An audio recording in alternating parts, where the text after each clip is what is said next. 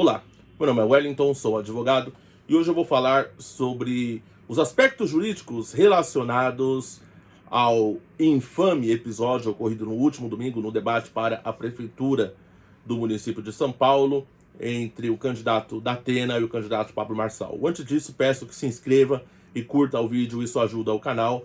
Se inscreve caso você goste de conteúdo de qualidade.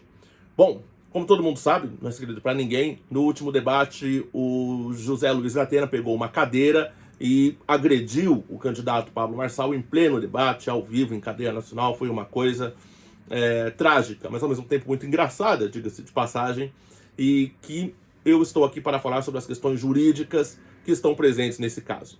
Bom, o candidato Pablo Marçal fez acusações baseadas em fatos noticiados pela imprensa de que o candidato José Luiz Datena tinha ali cometido um assédio, pelo menos é isso que foi noticiado, né? Foi alvo ali de um boletim de ocorrência, um inquérito que foi arquivado.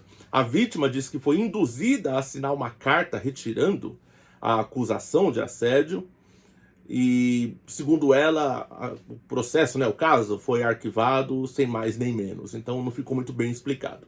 Pablo Marçal levantou isso após o Datena se recusar a fazer uma pergunta.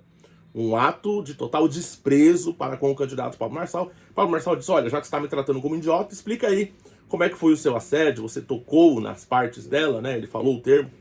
E o Datena se explicou meio ali, mas disse também que aquilo fez muito mal à sua família, que aquele episódio havia levado à morte da sua sogra. E ele disse que estava muito chateado com o Pablo Marçal por aquilo. Enfim. No outro debate, Pablo Marçal havia provocado o Datena, e o Datena foi para cima do Pablo Marçal e não executou nenhum tipo de agressão. Então Pablo Marçal trouxe à tona esse episódio e falou: olha, você é um arregão, no último você falou que ia vir para cima de mim, chegou aqui, não fez nada, você não é homem.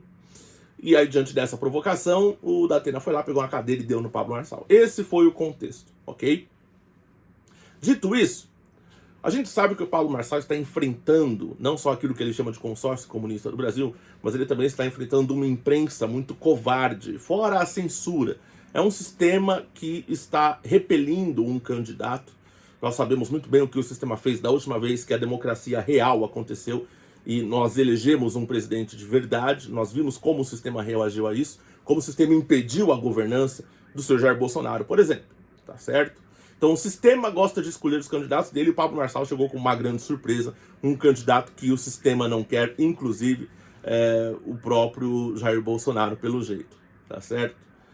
O que levanta alguns questionamentos, é verdade, mas fato é que o outsider, o antissistema da vez é Pablo Marçal. E então, nós vimos uma reação de todo esse consórcio de relativização da violência, porque, objetivamente falando, Pablo Marçal foi o agredido, tá certo? Ele tomou uma cadeirada. Mas nós começamos a ver posições, logo assim que encerrou o debate, o pessoal que estava na TV Cultura começou a dizer: olha, isso tudo foi planejado, né? Existe uma candidatura que já estava vindo nesse tom para que isso acontecesse, responsabilizando o Pablo Marçal pela violência, né? Por ter culminado na violência física. E passou-se ali a relativizar a figura da vítima, algo que enfim, a gente não pode, como em termos de civilidade, relativizar a violência que é objetiva, que é notória e evidente. O José Luiz Datena disse que não se arrepende e ainda usou como argumento que alguns juristas que para mim são pessoas que emprestam dinheiro a juros, porque jurista em termos jurídicos não falaria uma coisa dessas, tá? São pessoas que estão com a mentalidade prostituída, não são pessoas preocupadas com o direito. Precisa fazer esse posicionamento. O Datena ali disse que estava resguardado por uma legítima defesa da sua honra e de sua família. E é sobre isso que eu vou dizer aqui. Primeiro, tratou-se de um crime contra a honra, as ofensas, uma eventual difamação do Pablo Marçal, uma difamação que poderia ali ser tipificada não só pelo artigo 139 do Código Penal, mas pelo artigo 325 do Código Eleitoral. Uma difamação com fins eleitorais, ter mencionado um fato verdadeiro ou não apenas para fins de difamar, pode, é discutível, ok? Mas não existe a legítima defesa de crime contra a honra que vamos dizer assim, legitime a violência física. No crime de injúria, lá, artigo 140 do Código Penal, por exemplo, existe a retorção imediata, que é a ofensa praticada contra quem ofendeu primeiro. Então a pessoa xinga, né, uma outra pessoa e essa outra pessoa xinga de volta. Isso é a retorção imediata. E a retorção imediata permite que o juiz deixe de aplicar a pena, ok?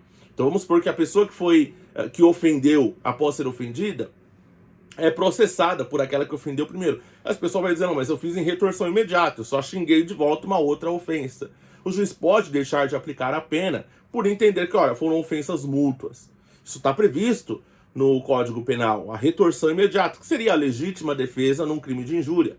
Na calúnia e na difamação, no Código Penal 138, 139 e no Código Eleitoral 324 e 326, quer dizer, 324, 325, 326, né, no Código Eleitoral, que é calúnia, injúria e difamação.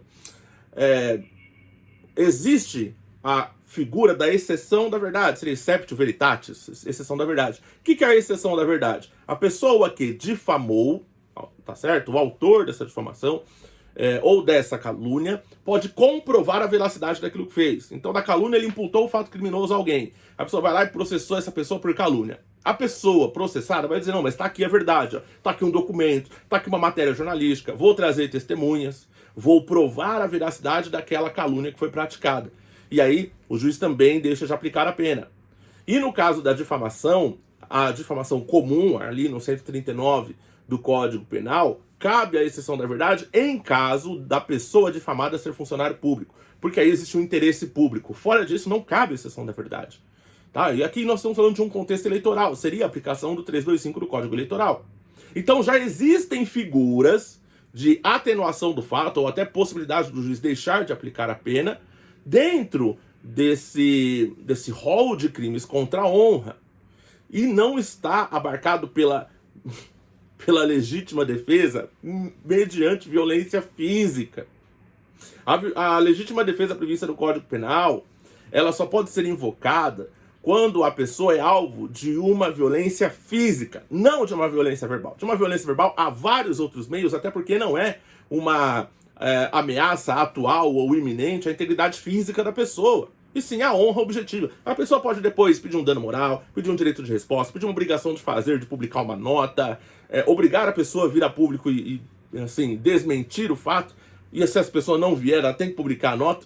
Há vários outros mecanismos. Cadeirada e violência física não é um desses mecanismos. Então, se algum jurista disse isso, não acreditem. Nós que estudamos e levamos o direito a sério, temos um compromisso aqui com a questão do ensino, com a questão do direito, com a questão da legalidade, das possibilidades jurídicas.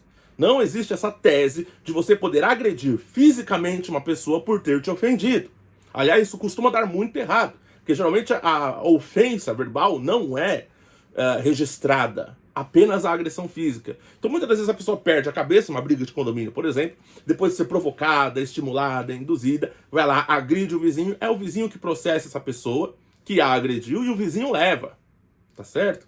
E não adianta alegar, mas eu fui provocado, etc. Você tem registro disso? E mesmo que tiver registro, o artigo 129 do Código Penal, ele só prevê redução de pena em caso de lesão corporal após ou resultado de injusta provocação. Não prevê excludente de ilicitude, absolvição, não, apenas reduz a pena.